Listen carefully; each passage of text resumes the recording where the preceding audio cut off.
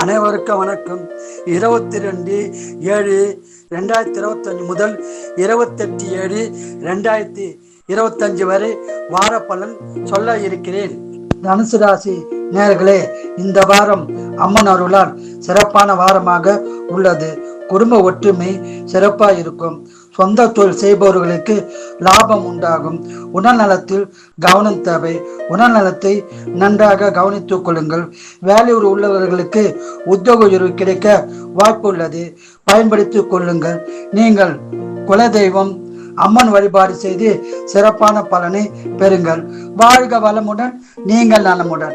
மகர ராசி நேயர்களே, இந்த வாரம் அம்மன் அருளால் சிறப்பான வாரமாக உள்ளது.